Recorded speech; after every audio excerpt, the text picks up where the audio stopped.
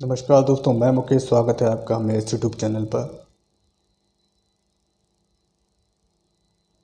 अभ्यास के 5 चरण होते हैं।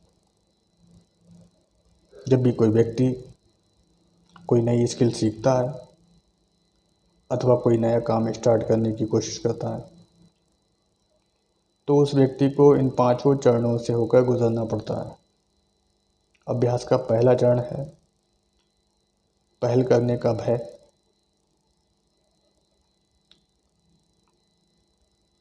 इस भय की अवस्था में व्यक्ति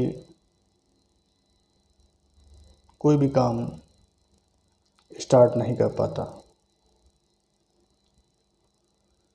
वह सोचता तो है कि वह यह सीख ले या कोई काम स्टार्ट कर ले, लेकिन वह काम स्टार्ट नहीं कर पाता।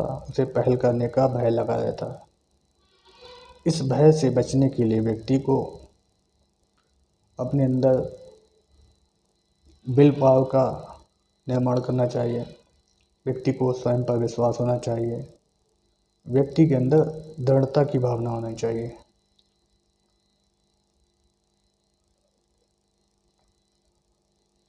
अभ्यास का अगला चरण है निंदा की अवस्था। इस अवस्था में व्यक्ति को ऐसा महसूस होता है कि लोग उसकी निंदा कर रहे हैं। ऐसा इसलिए होता है कि व्यक्ति अपने काम को अथवा स्किल को सीखते समय कई गलतियां करता है।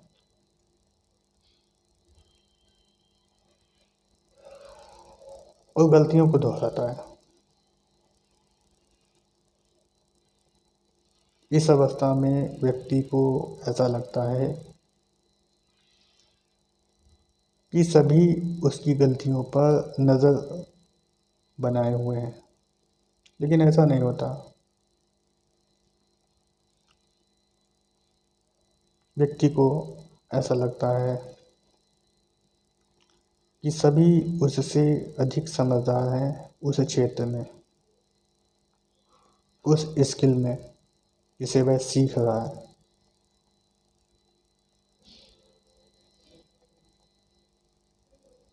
इस अवस्था को पार करने के लिए व्यक्ति में कंसिस्टेंसी होनी चाहिए। जब व्यक्ति में कंसिस्टेंसी होती है तब वह इस अवस्था को पार करके अगली अवस्था में पहुंच जाता है। और अगली अवस्था है समझदारी की अवस्था। जब व्यक्ति अपनी गलतियों को रिपीट नहीं करता, अपने काम को काफ़ी हद तक सीख जाता है, अपनी नॉलेज को उस स्किल के क्षेत्र में अधिकतम पहुंचा देता है, तब व्यक्ति समझदार हो जाता है और स्वयं को मानता भी है।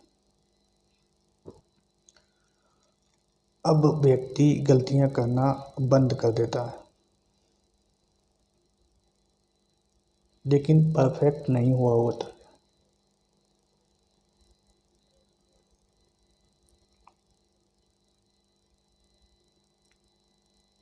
जब व्यक्ति अपने कामों से, अपनी गलतियों से सीखना प्रारंभ कर देता है,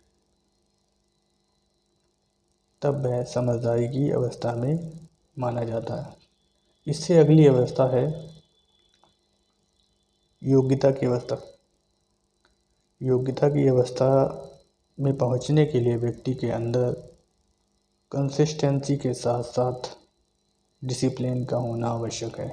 जब व्यक्ति के अंदर कंसिस्टेंसी के साथ साथ डिसिप्लिन होता है तब वह योग्य हो जाता है। योग्यता की अवस्था में जब व्यक्ति पहुंच जाता है तो उसके सामने एक प्रश्न उठता है कि वह अपनी योग्यता का लाभ किस प्रकार से प्राप्त करें।